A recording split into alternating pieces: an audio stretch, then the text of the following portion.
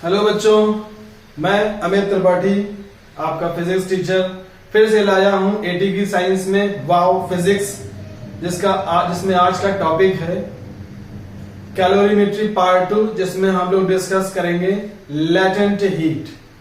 इससे रिलेटेड हम लोग कॉन्सेप्चुअल क्वेश्चंस भी डिस्कस करेंगे और न्यूमेरिकल्स भी करेंगे, कुछ डेरिवेशंस भी हैं और बहुत शॉर्ट में वीडियो बनाऊंगा ताकि इसमें ज्यादा टाइम न लगे और आपके लिए चैप्टर भी प्रिपेयर हो जाए।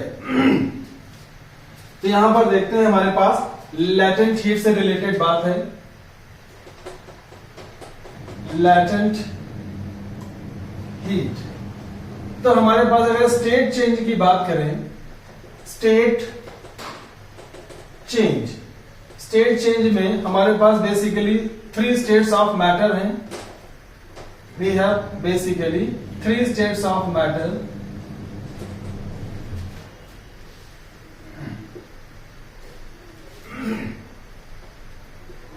सॉलिड, लिक्विड और गैस। अगर हम बॉडी को हीट दें तो सॉलिड लिक्विड में कन्वर्ट हो सकता है। इस प्रोसेस को बोलते हैं फ्यूजन या फिर मेल्टिंग। फ्यूजन या फिर मेल्टिंग। लिक्विड से गैस, वेपोराइजेशन या फिर बॉइलिंग।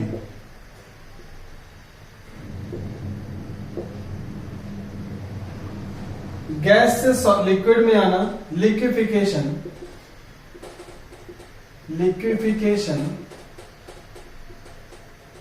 या फिर इसको बोलते हैं कंडेंसेशन।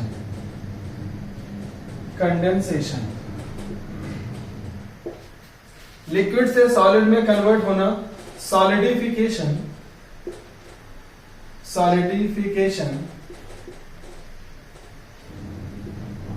बेसिकली लिक्विड से सॉलिड में कन्वर्ट होना हम इसको बोलते हैं फ्रीजिंग।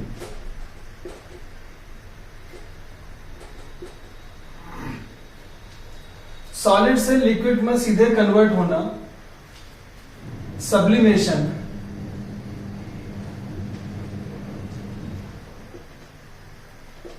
और गैस का सॉलिड में कन्वर्ट होना सॉलिडिफिकेशन।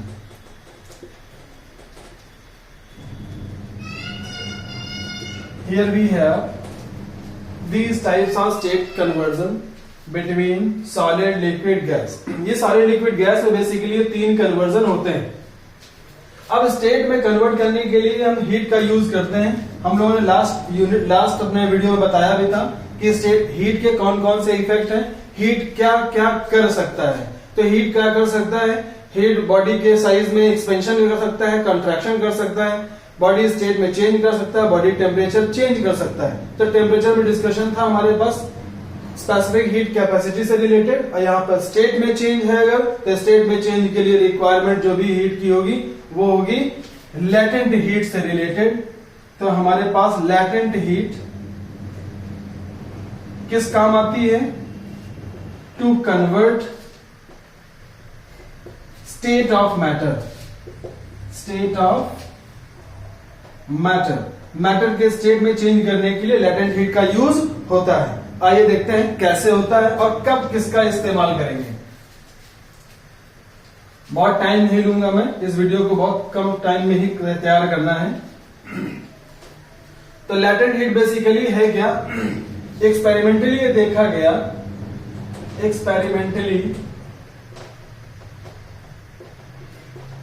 इट इज ऑब्जर्व्ड, ये देखा गया कि कम क्वांटिटी में हमारे पास कोई लिक्विड है तो हम क्या करेंगे, लिक्विड है, सॉलिड है, गैस है, कुछ भी है, लेकिन अगर क्वांटिटी में कम है तो हम ये देखते हैं कि उसके स्टेट में चेंज आसानी से हो जाता है। तो यहां पर क्या आएगा कि required amount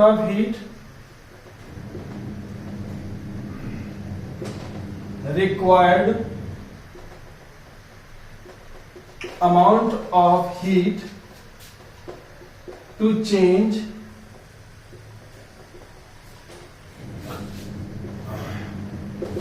state of matter is only one factor is there, directly proportional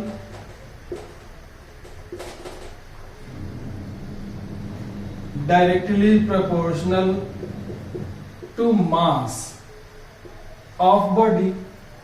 body के मास से रिलेटेड है. It means Q proportional to M. Proportionality का साइन हटाएंगे, एक कांस्टेंट लगाएंगे.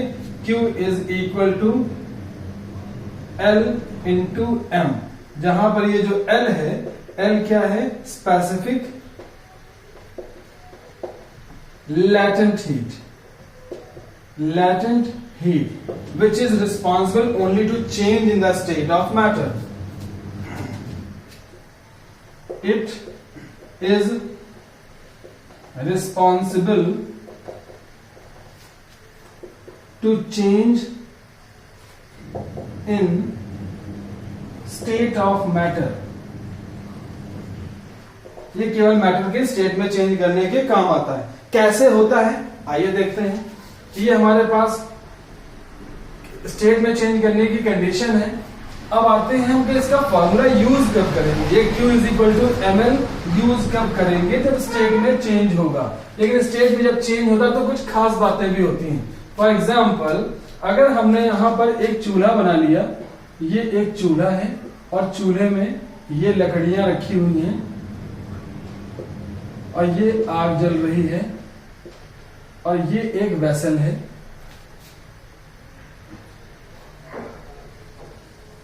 इस वेसल में कोई लिक्विड फिल कर दिया गया. अब लिक्विड जब फिल कर दिया गया तो मान लीजिए, सपोज कर लेते हैं कि ये water we have taken, water in vessel. Vessel में वाटर ले लिया तो पहले क्या होगा?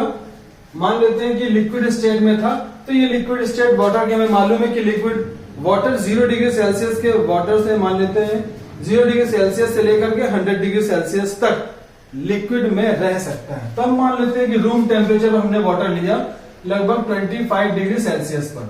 25 डिग्री सेल्सियस पर हमने इसको हीट देना स्टार्ट किया. हीट देते देते ये गर्म होगा, गर्म होगा और गर्म होगा और गर्म होगा और बहुत गर्म होगा. बहुत गर्म होने के बाद ये पहुंच जाएगा कहां तक? 100 डिग्री सेल्सियस. और 100 डिग्री सेल्सियस पहुंचने के बाद अब ये बॉयल होना स्टार्ट होगा और बॉयल होने के बाद इसको और हीट देंगे तो अब ये अपना टेम्परेचर बढ़ाएगा नहीं, क्योंकि 100 डिग्री इसका बॉइलिंग पॉइंट है. तो 100 डिग्री सेल्सियस से 100 डिग्री सेल्सियस में अब ये क्या करेगा? पूरा का पूरा वाटर पहले कन्वर्ट होगा स्टीम में, और जब तक ये पूरा कन्वर्ट नहीं हो जाएगा तब तक ये 100 डिग्री सेल्सियस पर ही बना रहेगा. तो यहाँ पर कौन सा था? क्या था हमारे पास? वाटर. यहाँ पर क्या बन गया? ये पूरा का पूरा बन गया स्टीम. और स्टीम बनने के बाद अब ये क्या करेगा? 100 डिग्री सेल्सियस से उसके आगे मोर टेम्परेचर पॉइंट, इसके आगे टेम्परेचर बढ़ा करके क्या मिलेगा हमें? स्टीम. यहां पर वाटर था, यहां पर वाटर था, यहां पर क्या होगा? ये वाटर से बदल रहा है स्टीम में. तो यहां पर हम देख रहे हैं कि यहां पर टेम्परेचर में चेंज नहीं आ रहा है, बस स्टेट में चेंज हो रहा है. ये वाटर से जा रहा है स्टीम में. इसका मतलब यहां पर केवल स्टेट में चेंज आ रहा है. ऐसे जब कूलिंग करेंगे तो कूलिंग कर लेते हैं, मान लेते हैं 100 डिग्री सेल्सियस का वाटर है. 100 से ये पहुंचेगा पहले 0 डिग्री सेल्सियस के वाटर में, और वाटर से ये कन्वर्ट होगा कहां पर? आइस में. अब अगर और इसे ठंडा करेंगे तो ये 0 डिग्री सेल्सियस की आइस में कन्वर्ट हो जाएगा. और आइस उसके बाद जब पूरा का पूरा आइस बन जाएगा, आइस बनने के बाद अब ये और नीचे ठंडा होगा तो हो सकता है -5 डिग्री सेल्सियस की आइस भी मिल सकती है हमें. लेकिन यहां पर देखा कि इस जगह पर जहां पर वाटर का टेम्परेचर नहीं बदला है मटेरियल का, लेकिन केवल स्टेट में चेंज हो रहा है, तो यहां पर हम लैटेंट हीट कंसेप्ट अप्लाई करते हैं. यहां पर भी लैटेंट हीट कॉन्सेप्ट यूज होगा. तो लैटेंट हीट हमारे पास दो कंडीशन होती है. लैटेंट हीट दो टाइप की है हमारे पास. एक बार सॉलिड और लिक्विड का इंटर कन्वर्जन, सॉलिड से लिक्विड, लिक्विड से सॉलिड. ऐसी कंडीशन में हम लोग यूज करते हैं लैटेंट हीट ऑफ फ्यूजन. यहां पर फ्यूजन यूज होता है. और अगर लिक्विड और गैस का इंटर कन्वर्जन है तो हम लोग यूज करते हैं लैटेंट हीट ऑफ वेपोराइजेशन. क्या यूज करते हैं? वेपोराइजेशन। अब लेटेंट हीट ऑफ फ्यूजन अगर प्रोवाइड किया जाएगा तो सॉलिड से लिक्विड में जाएगा, अगर हीट एक्सट्रैक्ट कर ली जाएगी, ठंडा कर दिया जाएगा तो लिक्विड से सॉलिड बन जाएगा। ऐसी लेटेंट हीट ऑफ वेपोराइजेशन अगर इम्पार्ट की जाती है मटेरियल को तो लिक्विड से गैस में कन्वर्ट होगा, और अगर उससे एक्सट्रैक्ट कर ली जाती है, निकाल लिया जाता है, ठंडा कर दिया जाता है, तब ये बदल जाता है गैस से लिक्विड में, और हम लोग बोल देते हैं इसे कंडेंसेशन। यहां पर सॉलिड से लिक्विड में कन्वर्ट हुआ तो लिक्विफिकेशन या फ्यूजन या मेल्टिंग, लिक्विड से सॉलिड में जाएगा तो फ्रीजिंग, यहां पर लिक्विड से गैस में गया बॉइलिंग या फिर वेपोराइजेशन, और गैस से लिक्विड में आया तो कंडेंसेशन। ये दो कंडीशन है। अब इससे रिलेटेड हम लोग बात क्या करते हैं, इससे रिलेटेड न्यूमेरिकल कैसे आएंगे या इसके एप्लीकेशंस क्या हैं। लेटेंट हीट भी वाटर का बहुत होता है, तो लेटेंट हीट ऑफ वाटर बहुत अगर हाई है तो इसीलिए देखा होगा in cold area, cold region, जैसे जहां पर बर्फ वगैरह बहुत पड़ती है वहां पर क्या किया जाता है कि जूसेस और वेजिटेबल्स वगैरह को जनरली पानी में डाल दिया जाता है ताकि लेटेंट हीट ऑफ वाटर की वजह से वो चीजें फ्रीज ना हो पाए और उनकी क्वालिटी मेंटेन रहे, और ड्रिंक्स वगैरह भी वाटर में डाल दिए जाते हैं। ऐसे ही अगर हम बात करेंगे कि जब सर्दी वाले दिनों में हमारे घर का टेम्परेचर बहुत डाउन हो जाता है तो अक्सर रनिंग वाटर, अगर वहां पर बॉइलिंग वाटर हो और रनिंग में हो तो रनिंग वाटर हमें क्या करेगा, लेटेंट हीट की वजह से वो हीट रिलीज करेगा और आसपास की गैदरिंग का टेम्परेचर बढ़ा देगा, तो भी राहत है। ऐसे इसीलिए सर्दी वाले दिनों में बाथरूम का टेम्परेचर जनरली डाउन नहीं होता क्योंकि वहां पर रनिंग वाटर अक्सर मिलता रहता है। तो ये सारे कॉन्सेप्ट हैं लेटेंट हीट के। लेटेंट हीट जो उसके पास हिडन एनर्जी होती है उसी की बात कर रहे हैं। अब इस पर बेस्ड न्यूमेरिकल कैसे आते हैं, तो न्यूमेरिकल के लिए कंडीशन आती है, पहले तो हम लेटेंट हीट की बात करें अगर तो हमने फॉर्मूला देखा Q is equal to ml formula है, जहां पर L क्या है, लेटेंट हीट, और ये लेटेंट हीट दो टाइप के हम लोग यूज करेंगे, एक LF latent heat of fusion और एक LV latent heat of vaporisation. इस फॉर्मूले में अगर देखा जाए तो L is equal to Q by M कह सकते हैं। इसको अगर डिफाइन करें, if M equal 1 gram then L is equal to Q. It means the latent heat capacity or the specific latent heat is equal to the heat required to change the state of 1 gram material. To change the state of 1 gram material. कोई भी material होगा उसकी 1 ग्राम की quantity को ही हमें select करना है। अब ये तो हो गया लेटेंट हीट की डेफिनेशन, फॉर्मूला। अब यूनिट की अगर बात करें, यूनिट की बात करें तो L is equal to Q by M। Q अगर कैलोरी में और M ग्राम में, तो कैलोरी पर ग्राम इसका यूनिट बन गया। अगर इनकी एसआई यूनिट की बात करें तो Q किस में होगा, जूल में, और मास होगा केजी में, तो जूल पर केजी भी इसका यूनिट हो सकता है। ठीक है, ये इसके यूनिट्स हो गए। अब इस पर बात करते हैं न्यूमेरिकल की। तो जैसे हमने टेम्परेचर लेवल लिया, मान लेते हैं कि एक न्यूमेरिकल हमारे पास है, हमसे पूछा जा रहा है कि 10 gram water at -5 degree Celsius to 110 degree Celsius steam में कन्वर्ट किया गया।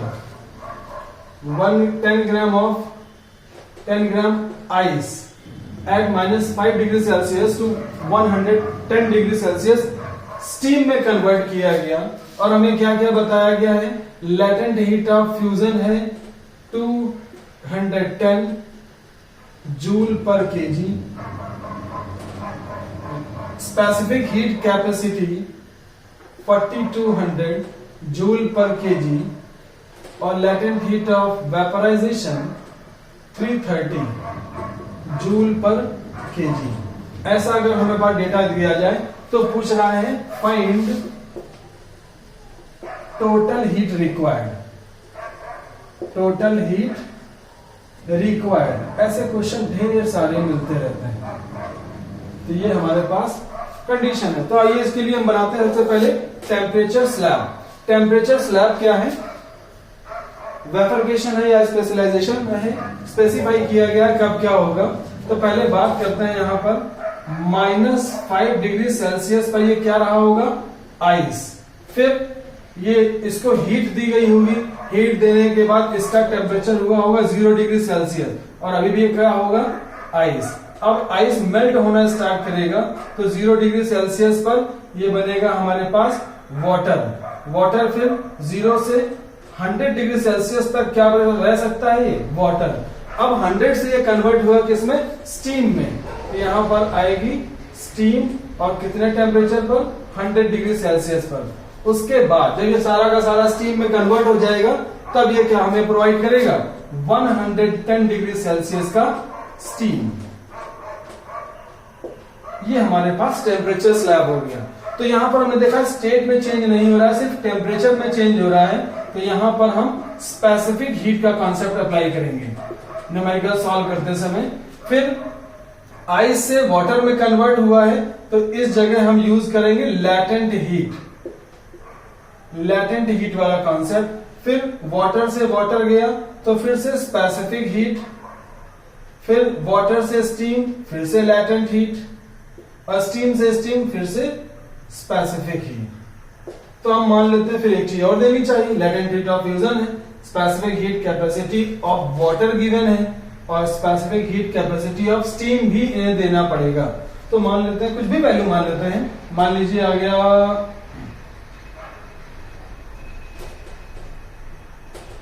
250 जूल पर केजी, ऐसा कुछ भी डेटा हम ले सकते हैं, वो न्यूमेरिकल में मेंशन होगा। तो हम यहां पर क्या करेंगे? तो हमने मान लिया कि स्पेसिफिक हीट, इस जगह पर हमने हीट जो यूज की है वो Q1 है, यहां पर जो हीट यूज की वो Q2, यहां पर Q3, ये Q4 और ये Q5। ऐसा ही, इससे ज्यादा टफ न्यूमेरिकल नहीं आएगा, लेकिन फिर भी हम कई केस आपको बता देंगे जिससे रिलेटेड सारे न्यूमेरिकल एग्जाम में जरूर आएंगे। वैसे ही बस वैल्यूज थोड़ी सी चेंज होगी, कैलकुलेशन आपको देखना है। अब देखते हैं यहां पर हीट रिक्वायर्ड टोटल कैसे निकालें? Q इज इक्वल टू हमें मिलेगा Q1 plus Q2 plus Q3 plus Q4 plus Q5। Q1 कितना है?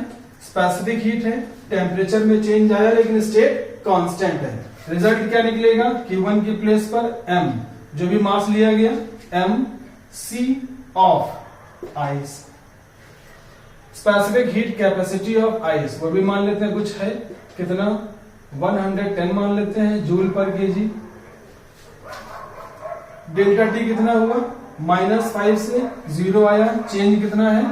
5 डिग्री सेल्सियस का। प्लस Q2 ये है, यहां पर लैटेंट हीट यूज होना है क्योंकि स्टेट में चेंज हो रहा है लेकिन टेम्परेचर में चेंज नहीं हो रहा है। तो M into latent heat of fusion use होगा। फिर Q3 क्या है? स्पेसिफिक हीट के लिए है, तो MC, और कौन सा है ये? वाटर के लिए। और डेल्टा टी कितना? 0 से 100, यानी डिफरेंस कितने का आया? 100 का। प्लस Q4 की बारी करते हैं, Q4 में फिर से लैटेंट हीट है, कितना है? M वही रहेगा और L यहां पर यूज होगा लैटेंट हीट ऑफ वेपोराइजेशन। अब Q5 की बात करें तो यहां से फिर से स्पेसिफिक है, तो MC, और वो भी कौन सा? स्टीम वाला, इंटू डेल्टा टी कितना? 100 से 110 हुआ है, इट मींस डिफरेंस कितने का है? 10 का। ये हमारे पास इक्वेशन आ गया। इस इक्वेशन में सिर्फ वैल्यू रखनी है। मास है आपके पास 10 ग्राम, जिसमें हमें यूनिट सारे के सारे केजी में गिवन है। तो क्या करना है? M कॉमन ले लीजिए और इसको बदल दीजिए किसमें? चलिए M कॉमन ले लिया, आपके पास क्या बचा? 5 into C specific heat capacity of ice plus LF plus CW into 100 plus ये specific heat capacity of water, फिर एल वी, फिर C specific heat capacity of steam into 10। इसको 1000 से डिवाइड कर देंगे और हमारे पास वैल्यू आ जाएगी किलोग्राम में। तो ये आ गया 10/1000 into 5 into specific heat capacity of ice 110 plus LF कितना है 210, CW कितना है 420 इंटू 100 प्लस LV कितना है 330 प्लस CS कितना है specific heat capacity of steam 250 into 10। इसे कैलकुलेट कर देंगे, आंसर आपको मिल जाएगा। ये हो गया टेम्परेचर में चेंज करने के लिए। अब हो सकता है कि वो क्वेश्चन कुछ भी दे सकता है, हो सकता है यहाँ पर 20 से 30 दे दे, 30 से 50 दे दे, कोई भी टेम्परेचर, यानी इससे ही छोटा रेंज मिलेगा आपको। अब हम इसको रब करते हैं, अगले न्यूमेरिकल की तरफ चलते हैं। अगले न्यूमेरिकल का जो टाइप होगा वो मिलेगा हमें कि चीजें मिक्स भी हो रही होंगी, स्टेट भी चेंज हो रहा होगा, ऐसे क्वेश्चंस आएंगे। तो ऐसे क्वेश्चंस में हम क्या करेंगे, मान लेते हैं कि हमारे पास न्यूमेरिकल नंबर 2, इसमें हमने लिया एक आइस और यहां पर लिया वाटर। आइस लिया 0 डिग्री सेल्सियस में, वाटर लिया 20 या 50 डिग्री सेल्सियस में। इसका मास था M1 50 ग्राम, इसका M2 100 ग्राम। स्पेसिफिक, अब यहां पर आइस है तो latent heat of fusion 330 joule per gram और specific heat capacity of water 420 joule per gram. ये क्वेश्चन आ गया। अब क्वेश्चन इसमें ये है कि अगर इन दोनों को मिला दिया जाए तो टेम्परेचर ऑफ मिक्सचर कितना होगा। टेम्परेचर ऑफ मिक्सचर, तो सबसे पहली बात है टेम्परेचर इसका हाई है, इसमें मिलाया जाएगा तो आइस मेल्ट हो जाएगी। कितनी मेल्ट होगी वो भी बात मालूम चल सकते हैं। तो अगर ये इसको मिक्स किया जाएगा तो वाटर हीट देगा और आइस हीट लेगा। तो कितना लेगा ये देखते हैं। सपोज कर लेते हैं कि इस मिक्सचर का जो टेम्परेचर है वो बनकर तैयार होगा T। ये टेम्परेचर हुआ T1 और ये टेम्परेचर हुआ T2। अब होगा क्या, पहले इसको देखते हैं। ये क्या करेगा, जब ये हीट लेगा तो 0 डिग्री सेल्सियस की आइस पहले होगी, पहले हीट लेगा और 0 डिग्री सेल्सियस का वाटर में कन्वर्जन होगा। वाटर से आ जाएगा ये T डिग्री सेल्सियस का वाटर मिक्सचर का जो बनके तैयार होगा। तो ये हीट क्या करेगा, हीट रिसीव्ड। और दूसरा क्या है, उसमें सिर्फ 2 ही लेवल है। पहला है 50 डिग्री सेल्सियस का वाटर है और 50 से ये हो गया है T डिग्री सेल्सियस का वाटर। तो ये हीट क्या करेगा, रिलीज करेगा। तो यहां पर देखते हैं स्टेट में कोई चेंज नहीं आ रहा है, लेकिन टेम्परेचर में चेंज आ रहा है। तो हीट कितना रिलीज होगा वो हम स्पेसिफिक हीट कैपेसिटी से निकाल लेंगे। तो लिखेंगे heat received by hot water how much, Q1 कितना हो जाएगा, मास कितना था 100 ग्राम, स्पेसिफिक हीट कैपेसिटी 420 और डेल्टा T कितना हुआ है 50 से T हुआ है। तो अगर हॉट है तो वो ठंडा हुआ होगा, तो ये ग्रेटर रहेगा, ये स्मॉलर रहेगा। हमने बताया था डेल्टा T हमेशा क्या करते हैं, higher temperature minus lower temperature, that is 50 minus T। ये आ जाएगा जूल में। सॉल्व कर लेते हैं, क्या करना सॉल्व करके, ये कंडीशन आ गई। अब heat received by ice, total कितना हो जाएगा Q2। अब Q2 में देखते हैं आइस ने क्या किया, 2 स्टेप में इसने हीट ली, पहले मेल्ट होने में, फिर मेल्ट होने के बाद T डिग्री सेल्सियस पहुंचने में। तो हमने पहले मेल्ट किया तो क्या फॉर्मूला लगेगा, M ऑफ आइस कितना है 50 ग्राम, L कितना latent heat of fusion that is 330 plus ये पूरा का पूरा मेल्ट हो गया, मेल्ट होने के बाद 0 से पहुंचा T पर, तो MC क्योंकि वाटर बन चुका है तो यही यूज होगा 420 इंटू डेल्टा टी की प्लेस पर higher minus lower that is T minus 0 that become T only. तो फॉर्मूला क्या बन गया 330 into 50 plus 50 into 420 into T only Q2। अब प्रिंसिपल ऑफ कैलोरीमेट्री कहता है according to principle of calorimetry क्या बोलता है कि heat received is equal to heat given, heat given is equal to heat received। अब heat given is equal to heat received, heat कितनी given थी, ये heat given, sorry this is heat given by hot water. So heat कितना given है, Q1 is equal to Q2, Q1 कितना है 100 into 420 into 50 minus T only, और Q2 हमारे पास है 330 into 50 plus 50 into 420 into T only. इसे calculate कर दीजिए और आपके पास आंसर मिल गया। ये 2 टाइप के अक्सर क्वेश्चन पूछे जाते हैं। यहाँ पर हॉट वाटर की प्लेस पर कोई मेटल पीस हो सकता है, कुछ भी हो सकता है, तो ये हमारे इस पर बेस्ड न्यूमेरिकल्स हैं। ऐसे न्यूमेरिकल हमें सॉल्व करने हैं। ये हो गया लैटेंट हीट से रिलेटेड प्रॉब्लम। कभी कभी क्वेश्चन इसमें ऐसे भी पूछे जाते हैं, पावर गिवन होता है सोर्स का और पूछा जाता है कि इतना इतना दे रहा है, एनर्जी कैसे कैलकुलेट करेंगे।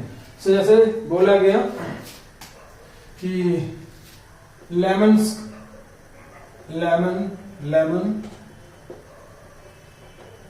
Squash is heated on heater of power 1000 watt, lemon squash of 1.5 kg, 1.5 kilo यानी कि 1.5 kg हमारे पास लेमन स्क्वैश है जिसको हमें हीट करना है। Heater on heater off power 1000 from 25 degree Celsius to 78 degree Celsius.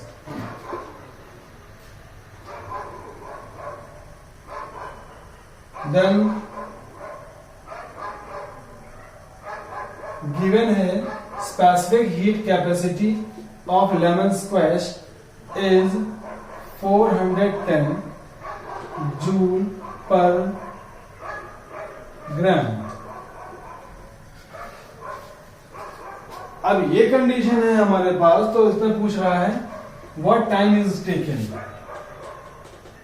what time is taken to do so।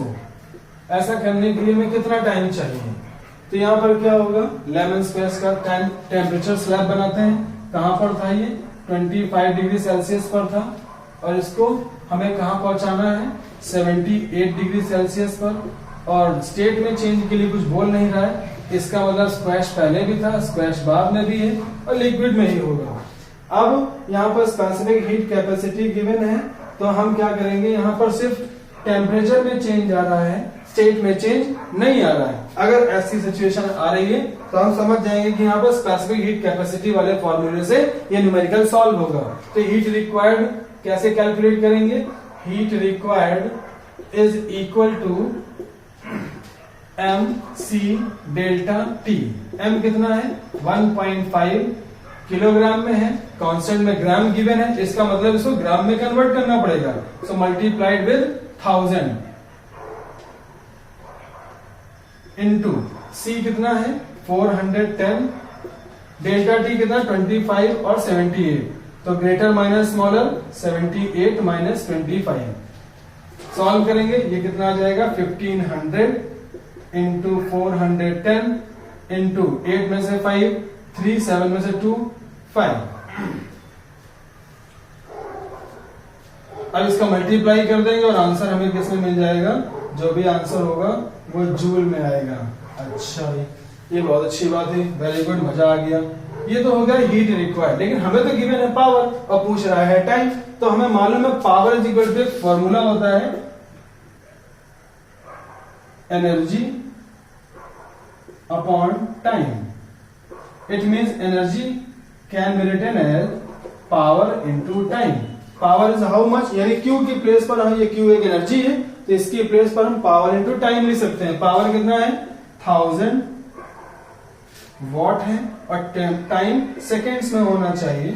Calculate करेंगे 1500 410 into 53 1 2 3 1 2 3 3 zeros cancel, t is equal to 15 1 जा 15, 15 4 जा 60 एंड 1 61 इंटू 53। कैलकुलेट करें और टाइम पा जाएंगे किसमें, सेकेंड्स में। That this is the answer. So dear, इतना ही है। इसके अलावा एक ग्राफ पर बेस्ड भी क्वेश्चन आता है, तो ध्यान रखेंगे, इसको रब करेंगे। कभी कभी ग्राफ बनाकर पूछता है कि इसमें ग्राफ गिवन है, कंडीशंस बताइए। तो ग्राफ बेस्ड प्रॉब्लम देखते हैं।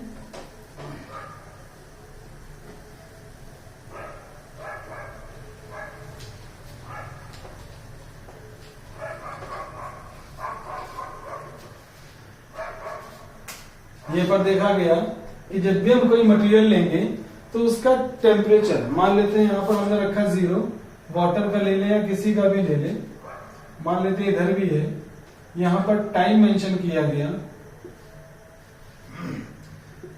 10 मिनट ले लेते हैं, टाइम इन मिनट, और फिर देखते हैं क्या हुआ, हीट कंज्यूम्ड। अब अगर ये वाटर के लिए ग्राफ बनाया गया है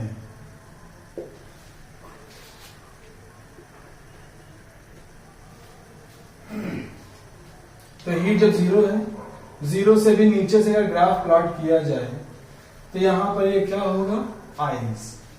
आइस पहले होगी, टेम्परेचर में सीधा ये कहां पहुंचा 10 मिनट में, यहां पर ग्राफ आया, फिर हमने देखा कि ग्राफ ऐसा है, फिर ग्राफ देखा ऐसा है, फिर ग्राफ देखा ऐसा है, फिर ये गया। तो यहां पर ये ग्राफ देखकर बताना है कि कब कहां पर कौन वाटर किस स्टेट में है। तो पहले ये दिख रहा है कि 0 डिग्री सेल्सियस से नीचे है। ये अगर टेम्परेचर मान लेते हैं, यहां पर टेम्परेचर ये 0, ये हो गया 25, फिर ये हो गया 50, ये 100 के आगे और भी है 110 मान लेते हैं। तो यहां पर ये क्या हो जाएगा, माइनस मान लेते हैं 5। अब अगर -5 है तो दिख रहा है कि 0 डिग्री सेल्सियस से नीचे कोई भी वाटर जो होगा वो कैसा होगा, आइस। यानी यहां पर हीट दिया गया तो आइस यहां पर रहेगा। अब यहां पर देख रहे हैं टाइम बढ़ रहा है, 10 20 30 40 ऐसे चलता जा रहा है। 10 से लेकर 20 मिनट तक ये क्या रहा, ग्राफ ऐसा जा रहा है। इसका मीनिंग ये है कि टेम्परेचर में कोई चेंज नहीं हुआ। तो इसका मीनिंग है यहां पर क्या हो रहा है, फ्यूजन यानी मेल्टिंग हो रही है। इसके बाद 20 से कहां तक पहुंचा, 25 तक, मीनिंग यहां पर वाटर है और टेम्परेचर में चेंज आ रहा है। फिर 50 तक पहुंचा, 50 के बाद ऐसा ले लेते हैं 25, 50 और ये 100,